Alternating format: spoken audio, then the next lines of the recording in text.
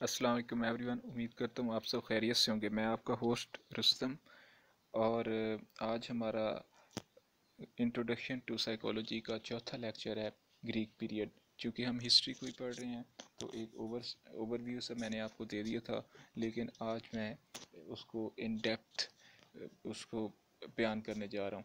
ठीक है। और जो दोस्त नए आए हैं या जो स्टूडेंट्स नए आए हैं वो चैनल को सब्सक्राइब कर लें ताकि उनको इस तरह के इंट्रोडक्टरी लेक्चर्स और मुख्तलिफ कोर्सेज का डाटा मिलता रहे रिलेटेड टू साइकोलॉजी और बाकी सोशल साइंसेस। ठीक है। और इसके अलावा इन तमाम स्लाइड्स की लिंक भी आपको डिस्क्रिप्शन में मिल जाएंगे और इस वीडियो के पहले कमेंट में मिल जाएंगे।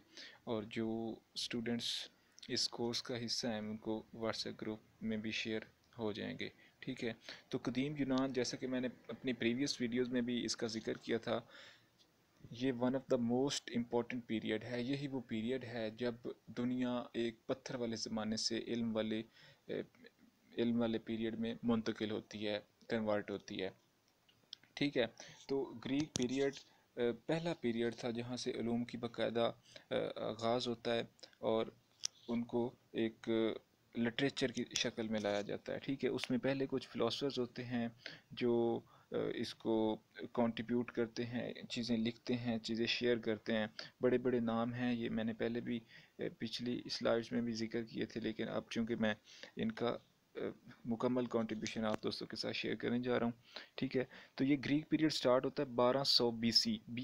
BC कहते हैं बिफोर क्राइस्ट। हज़रत ईसा अलैहिस्सलाम को इंग्लिश में क्राइस्ट कहते हैं। जो उस के फॉलोअर्स हैं उन्हें क्रिश्चियन कहते हैं और उस पूरे मज़हब को कहते हैं क्रिश्चियनिटी। ठीक है। तो 1200 साल कबल उनकी पैदाइश से पहले कदीम यूनान, जो कि Netherlands, Belgium, France, Italy, Germany, इन वाले इलाका जात में कुछ कबाइल आबाद थे, तो उन्हें ग्रीक पीरियड या कदीम यूनानी कहते हैं। ठीक है। इस पीरियड को कबल अज़ मसीह भी कहते हैं। ये इसमें दो आगे मज़ीद इसकी शाखें हैं, कॉस्मिक व्यूज़ और सोफिस्टिक व्यूज़। अगर हम कॉस्मिक व्यूज़ की बात करें तो यहाँ पे कुछ नाम मिलते हैं। एक ये इनकी पैदाइश और डेथ के बारे में ऊपर डेट्स मेंशन है, आप लोग इसका मुताला कर लें। मैं इसकी जो मेन चीज़ें वो आपके साथ शेयर कर दूँगा। थेल्स, ये फ़िलासफ़र्स, इन्हें उर्दू में अगर हम बात करें तो तालीस से जाना जाता है। ये पहले फ़िलासफ़र और साइंटिस्ट फ़िलासफ़र कंसिडर किए जाते हैं हिस्ट्री में। इन्होंने वाटर को बेसिक रियलिटी करार दिया था फिज़िकल वर्ल्ड की, और ये बात इनकी आज तक ठीक और दुरुस्त कंसीडर की जाती है, जहाँ पानी के बगैर ज़िंदगी मुमकिन ही नहीं हो सकती। ठीक है। और इन्होंने कॉन्सेप्ट ऑफ सेंसरी थ्रेशोल्ड भी दिया था, ये भी बहुत वैल्यू रखता है। उसके बाद डेमोक्रिटस डेमोक्रिटस का नाम आता है। ठीक है। इन्होंने कहा था एटम्स एटम्स हैं यूनिवर्स के अंदर और ये सारा फंक्शन उन्हीं की वजह से हो रही है। ठीक है। दुनिया की हर शय छोटे छोटे नाकाबिल तकसीम एटम से मिलकर बनी हुई हैं। ठीक है। और ये न्यूट्रॉन, प्रोटॉन, ये बाद में भी दरियाफ्त किए गए थे। और बेसिक जो थीम और इस थेरी का दिया था वो इसने दिया था, डेमोक्रिटस ने। Human is a part of universe, so human being is bodily atoms and soul atoms. यानी हर चीज़ चूँकि एटम्स पर मुश्तमिल है तो ह्यूमन भी एटम है, यानी उसकी जो बॉडी है वो एटम्स और सोल एटम से बनी हुई है। ये उसका कॉन्सेप्ट था। इसके बाद कॉस्मिक व्यूज़ की मज़ीद फ़िलासफ़र्स आते हैं। ये हीराक्लिटस। ठीक है। ये कहते हैं, ये भी कहते हैं ये फायर को basic element of universe, changing every time. ठीक है। इनका फोकस आग पर होता है कि आग जो है ना वो बेसिक एलिमेंट है। उसके बाद एम्पीडोकल का बहुत ही एक खूबसूरत जुमला है, every thing is for change. यानी आप देखते हैं लाइफ में कुछ भी, लोग बदल जाते हैं, चीज़ें बदल जाती हैं, हमारी अपनी शक्लें बदल जाती हैं। तो इसकी दुनिया की जो खूबसूरती है या दुनिया की जो मेन रीज़न है वो every thing is for change, ये इसके बहुत फेमस।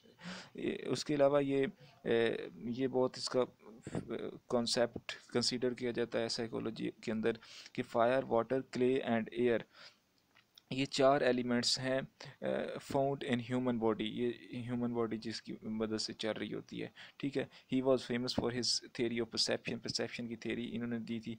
उसके बाद नाम आता है एनेक्सागोरस। ये ये कहते हैं कि cosmos can be studied with the help of figure and order. The moon has no light of its own, but it is reflect from the sun. ٹھیک ہے، یعنی یہ سورج جو چاند ہے اس کی اپنی روشنی نہیں ہوتی، لیکن وہ سورج سے اپنی روشنی ریفلیکٹ کرتا ہے. ٹھیک ہے، اس کے بعد وہ فگر اور آرڈر، یعنی کہ یہ جو میتھمیٹکس کی بنیادی کانسیپٹس تھے اس کے متعلق اس نے بہت سارا ڈیٹا لکھا تھا. ٹھیک ہے، اس کے بعد ایک عظیم فلاسفرز ہیں فیثاغورس. آپ نے اس کے مسئلے جو کانسیپٹ ہیں میتھ میں بھی پڑھے ہوں گے. ٹھیک ہے، تو یہ بھی انہوں نے پہلی مرتبہ فلاسفی کا ورڈ استعمال کیا تھا. بہت فیمس میتھمیٹیشین تھے اور انہوں نے نمبرز ایجاد کیے تھے. انہوں نے quantitative observations of the universe کا کانسیپٹ دیا تھا. ٹھیک ہے، اور انہوں نے بھی ایمپیڈوکل کے وہ جو کانسیپٹ تھے fire water clay and air والا اس کی سپورٹ کی تھی. He said that mind is the superior to body. یہ مائنڈ کو سپیریئر قرار دیتے as compared to body. Due a sharp distinction between soul and body. Body is corrupting process where soul was trapped. ٹھیک ہے، تو یہ فیثاغورس انہوں نے دماغی اور اس کی جو دماغ کو ذہنی سرگرمیوں میں مرکزی حیثیت دلائی. ٹھیک ہے، اور روح کو کہتے تھے یہ تباہ ہو جانے والی چیز ہے. سوری، روح تباہ اور فنا نہیں ہوتی، لیکن یہ کسی نہ کسی شکل میں موجود رہتی ہے. یہ ان کا کانسیپٹ تھا. ٹھیک ہے، اس کے بعد دوسرا اس کا حصہ ہے گریک پیریڈ کا سوفسٹک ویوز. سوفسٹک ویوز میں سب سے مشہور نام جو ملتے ہیں وہ کچھ یہ ہیں. ہپوکریٹس. اس دور میں ایک نام کو بار بار رکھا جاتا تھا تو اسے ہپوکریٹ سیکنڈ کنسیڈر کیا جاتا ہے. یہ پہلے فزیشین ہے، بلکہ اسے فادر آف میڈیسن اور فزیشین بھی کہا جاتا ہے. انہوں نے میڈیسن ایجاد کی تھی. ٹھیک ہے، یہ کوس وہ ایک ان کی اسٹیٹ تھی وہاں پہ پیدا ہوئے تھے، اور لیریسا گریک کے اندر یہ اس کی ڈیتھ ہو گئی تھی. کلاسیکل گریک پیریڈ کے یہ فلاسفر تھے، اور انہوں نے ایک وبا آئی تھی، طاعون کی وبا آئی تھی ایتھنز میں. ایتھن یہ ان کا عبادت گاہ ٹائپ کی جگہ تھی، تو وہاں لوگوں کو اس نے اس طاعون کی وبا سے بچایا تھا. اس لیے یہ بہت زیادہ آنریبل کنسیڈر کیے جاتے تھے ایتھنینس کے نزدیک. ٹھیک ہے، اور انہوں نے سائیکولوجی یا ایب نارمل سائیکولوجی میں یا بایولوجیکل فیلڈ میں ان کی یہ 4 ٹائپس آف ہیومن ٹیمپورل بہت اچھے کنسیڈر کیے جاتے ہیں. ٹھیک ہے، ان کو وہ ایک کو نام دیتے ہیں فلیجمیٹک. ٹھیک ہے، مین اس طرح کی جو پرسنالٹی ٹیمپورل کے مالک ہوتے ہیں وہ لیزی ہوتے ہیں، سلگش ہوتے ہیں ڈیو ٹو ایکسیس آف فیلجم. ٹھیک ہے، اس کے بعد وہ دوسری کیٹیگری بیان کرتے ہیں choleric. Man becomes enthusiastic and aggressive due to excess of yellow bile. ٹھیک ہے، وہ کہتے ہیں کہ یہ جو یلو بائل ہوتی ہے اس کا جب اضافہ ہوتا ہے تو یہ جو لوگ ہوتے ہیں وہ ایگریسو ہو جاتے ہیں یا ایتھوسٹک ٹائپ ہوتے ہیں. ٹھیک ہے، اس کے بعد وہ سنگوائن یہ ایک تیسری کیٹیگری بتاتے ہیں. Man become lazy very cheerful fatty and easy going due to excess of blood. So جب بلڈ کا اضافہ ہوتا ہے تو اس کے نتیجے میں کیا ہوتا ہے، یہ لوگ جو ہوتے ہیں یہ چیئرفل اور فیٹی اور ایزی گوئنگ، ہر چیز کو آسانی کے ساتھ ڈیل کرنے کی کوشش کرتے ہیں. لاسٹ کیٹیگری جو بتاتے ہیں وہ میلکولک. اس طرح کی جو پرسنالٹی ہوتے ہیں یہ خاموش طبع ہوتے ہیں، سنجیدہ ہوتے ہیں، اور بات بات پر چڑچڑا پن اور ہر شے کے تاریک پہلو کو دیکھتے ہیں. ٹھیک ہے، پازیٹیویٹی کی طرف نہیں جاتے. تو یہ ایکسیس آف بلیک بائل کے نتیجے میں وجود میں آتے ہیں. ٹھیک ہے، اس کے بعد اگر ہم بات کریں سوکریٹیز. اب یہ جو پہلا اس سے پہلے میں نے ذکر کیا ہے ہپوکریٹ، اسے اردو میں کہتے ہیں بکرات. بکرات کا اسٹوڈنٹ تھا سقراط، انگلش میں اسے سوکریٹیز کہتے ہیں. یہ ان کی ڈیٹ آف برتھ اور ڈیٹ آف ڈیتھ مینشن ہے. یہ بھی ایک گریک فلاسفر تھا، بہت فیمس فلاسفر تھا. ایور سائنس جتنے بھی علوم ہیں ان کا فادر کنسیڈر کیا جاتا ہے، کیونکہ اس نے اس کی جو پوری فلاسفی تھی اس کا یہ تھیم تھا فائنڈ یور سیلف. جب آپ اپنی ذات کو پہچان لیتے ہیں تو اس وقت دنیا کے سارے مسائل ختم ہو جاتے ہیں، کیونکہ برائیاں جتنی بھی ہوتی ہیں وہ جو بھی لوگ ہوتے ہیں انہوں نے خود کو پڑھا ہی نہیں ہوتا. زندگی کا مقصد ہی جب وہ نہیں جانتے تو وہ پھر برائیوں میں چلے جاتے ہیں. جب آپ پازیٹیو مینرز میں اپنے آپ کو جان لیتے ہیں نا، تو پھر آپ کی ساری خواہشات ختم ہو جاتی ہیں اور آپ ایک اچھے انسان بن جاتے ہیں۔ ویسٹرن فلاسفی کا یہ فادر کنسیڈر کیا جاتا ہے۔ انہوں نے ایتھکس، موریلٹیز، گاڈ کیا ہے، what is God, why we are here, what is the purpose of life, سے یہ سارے بنیادی کویسچنز اس شخص نے پہلے اٹھائے تھے، اور یہ بہت فیمس ہو گیا تھا گریک میں، اور لوگ اتنے اس کے قریب آ گئے تھے کہ ریاست کو خطرہ ہو گیا تھا کہ کہیں یہ ہمارے جو کنگ تھا اس نے کہا کہ یہ ہمارے لیے نہ خطرہ بن جائے، اس لیے انہوں نے اسے کہا کہ آپ یہاں سے چلے جائیں، دو سزائیں ہوتی تھی، یا آپ زہر کا پیالہ پی لیں، تو اس نے زہر کا پیالہ پینا پسند کیا۔ It also have been written in some history books that he was a great patriotic, اور یہ وطن کو چھوڑنا نہیں چاہتا تھا، ٹھیک ہے۔ اور اس نے وہ جو منطق ہے وہ کانسیپٹ یہ تھا، انڈکٹیو لاجک کا کانسیپٹ یہ تھا۔ اس نے کوئی بک نہیں لکھی تھی، لیکن اس کے کچھ نوٹس تھے جو اس کے اسٹوڈنٹ پلیٹو نے بعد میں ایک کتاب ریپبلک کے نام سے مینشن کر کے اس میں پبلش کیے تھے۔ یہ بہت عظیم فلاسفرز ہیں، فلاسفی میں ان کا کام کنسیڈر کیا جاتا ہے۔ اور جب انہوں نے زہر کا پیالہ پیا تو پورے جو گریک کے لوگ تھے ان کے اندر ایک تجسس بلٹ ہوا، کیوریاسٹی آئی، اور انہوں نے کہا کہ وہ کون سی چیز تھی جس کی وجہ سے اس نے زہر پیا ہے، تو وہ سارے اس کے پیچھے چلے گئے، تو وہ علم تھا، تو وہاں سے پھر تھنکرز پیدا ہوئے، فلاسفرز پیدا ہوئے، ٹھیک ہے۔ اور اس کی جو اس نے لفظ سائیکی اور سول انٹروڈیوس کروایا تھا، science of civil, science of psyche, یہ اس وقت اس نے سائیکولوجی کی جو ڈیفینیشنز ہمیں ملتی ہیں اس نے انٹروڈیوس کروائی تھی۔ Psyche is self consciousness eighteen by truth, جب آپ ٹروتھ فائنڈ کر لیتے ہیں تو پھر آپ کو ایک سیلف کانشیسنیس ملتا ہے۔ Soul and body are two different things, انہوں نے کہا تھا یعنی سول اور باڈی ڈفرینٹ ہیں، جبکہ اس کا جو اسٹوڈنٹ تھا وہ ان کو وہ بھی جو پلیٹو تھا وہ بھی اسی کی سپورٹ کرتا تھا، لیکن ارسٹوٹل نے اس کے خلاف بات کی تھی، وہ کہتا تھا سول اور باڈی ڈفرینٹ نہیں بلکہ سیم ہے۔ ہز ٹیٹوریل میتھڈ سے مراد ہے سوال و جواب، اور وہاں پہ جو اس نے بنایا ہوا تھا، اپنا ایک ادارہ بنایا ہوا تھا، ایک گھر جھونپڑی جس میں یہ رہتا تھا، تو اس میں یہ صبح اور شام کو لوگوں کو وہاں پہ لے کر جاتا تھا، بڑی ہیوی ڈیبیٹ ہوتی تھی، مباحث ہوتی تھی، اس لیول کی مباحث ہوتی تھی، ایسے لگتا تھا جیسے وہ جھونپڑی پھٹنے لگی ہے۔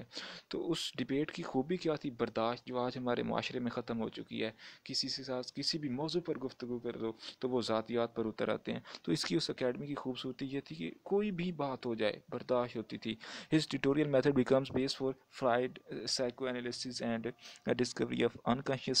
It also became the base of Rogers theory. It also became the base for Jung's analytic psychology on 20th century. ٹھیک ہے، اس کے اسٹوڈنٹ تھے پلیٹو، یہ آگے ان کا بہت فیمس فلاسفر ہے، most important philosopher ever, founder of the Platonist school of thought and the academy. یہ شخص تھا، اس نے کوئی دوست تھا یا اس کا کوئی رشتہ دار تھا جس کا نام تھا اکیڈمی سے ملتا جلتا، تو اس نے لفظ دنیا میں پہلی مرتبہ استعمال کیا تھا اکیڈمی، بلکہ جو اس نے ادارہ بنایا تھا جہاں پہ یہ پڑھاتا تھا اس کا نام ہی اس نے اکیڈمی رکھا تھا۔ وہاں پہ نیچرل ٹیلنٹ کو پالش کیا جاتا تھا۔ آج تو جتنے بھی رٹے لگوائے جا رہے ہیں، یعنی بچوں کو 2 نمبری سے پاس کروایا جا رہا ہے، تو وہاں ان جگہوں کا نام ہم نے اکیڈمی رکھ دیا ہے۔ اکیڈمی کا جو اصل میننگ تھا وہ بھی ختم ہو کے رہ گیا ہے۔ یہ لفظ اکیڈمی ایک لمبے عرصے تک یورپ اور امریکہ میں گھومتا رہا، پھر جب انگریز ادھر آئے تو انہوں نے ہمیں بھی تحفہ دے دیا، اب یہاں پہ بھی قدم قدم پہ اکیڈمی اکیڈمی اکیڈمی ہے۔ سو انفلوئنس بائی سوکریٹیز، یہ سوکراس سے بہت زیادہ متاثر تھا۔ پلیٹو کو اردو میں افلاطون کہتے ہیں۔ فیثاغورس اور ہیراکلیٹس سے بھی متاثر تھا، سوکریٹیز کا اسٹوڈنٹ تھا۔ Father of idealism in philosophy کے اندر کیونکہ اس نے دو چیزوں پر اس نے زور دیا تھا، یعنی کہ کائنات جو ہے نا، کائنات 2 چیزوں سے بنی ہوئی ہے، ایک آئیڈیاز اور دوسری تھنگس۔ اس کے نزدیک خیالات اندرونی ہوتے ہیں اور ان کا تعلق روح سے ہوتا ہے، ٹھیک ہے، اور جو خارجی اور ان کا جو خارجی مشاہدات ہوتے ہیں وہ ذہن اور جسم کے درمیان کوئی تعلق یعنی کہ نہیں بلڈ کرتے۔ یہ اپروچ پریزنٹ کی تھی، ٹھیک ہے، اور انہیں آئیڈیلسٹ اور ریشنلسٹ بھی کہا جاتا ہے کیونکہ وہ دلیل کی بالادستی کو تسلیم کرتا تھا۔ اور اگر ہم ان کی کنٹریبیوشن کے حوالے سے بات کریں تو یہ ایک آئیڈیلسٹک فلاسفر تھا، آئیڈیاز پہ بہت بلیو کرتا تھا۔ Ideas are eternal, they are no born neither die, یعنی وہ اندر ہوتے ہیں اور کبھی ختم بھی نہیں ہوتے، نہ ہی وہ گفٹڈ ہوتے ہیں۔ آئیڈیاز پہ بہت فوکس ہے اس کا۔ Soul is permanent while body could be change, soul ہمیشہ سے ہے، روح جو ہے وہ ہمیشہ سے تھی ہے اور رہے گی، لیکن جو باڈی ہے اس میں تغیر و تبدل آتا رہتا ہے۔ Sensory organs create hindrance in knowledge acquisition, یعنی جو بھی نالج ہم گین کرتے ہیں 5 سینسز سے ہی گین کرتے ہیں، اور اس کو پھر پروسیسنگ کر کے آؤٹ پٹ بھی اسی کی مدد سے دیتے ہیں۔ انہوں نے پرسنالٹی کی یا سول کی کچھ ٹائپس بتائی تھی، ٹھیک ہے۔ پہلی جو ٹائپ بتاتے ہیں وہ ایپٹیٹائٹ، ایپٹیٹائٹ اس کا مرکز وہ بتاتے ہیں اسٹامک کے اندر ہوتا ہے، یعنی پیٹ میں ہوتا ہے، ٹھیک ہے۔ اور یہ جو لیول ہے یعنی کہ یہ باڈیلی نیڈز ہوتی ہیں، اور اس کے بعد بتاتے ہیں ول، کچھ بھی کرنے کے لیے جو آپ کا ایک جیسے ہم کہتے ہیں نا خواہش ہوتی ہے، کوئی ڈریم ہوتا ہے، وہ جو ساری چیزیں ہوتی ہیں، اس کا وہ مرکز بتاتے ہیں سینے میں۔ اب سینے میں دل آتا ہے، بعد میں سائنس پھر اس چیز کو ریجیکٹ کرتی ہے، حالانکہ یہ جو فلاسفرز تھے انہوں نے دل کو مانا تھا، یہ بہت زیادہ سپورٹ کرتے تھے، اور اس کا نظریہ یہی وہ سکول آف تھاٹ ہے جو اسلامک سکول آف تھاٹ بھی کہتا ہے، دل کو مانتا ہے، اور شاعر بھی اس چیز کو مانتے ہیں، ابھی تک یہ کنسیڈر کیا جاتا ہے۔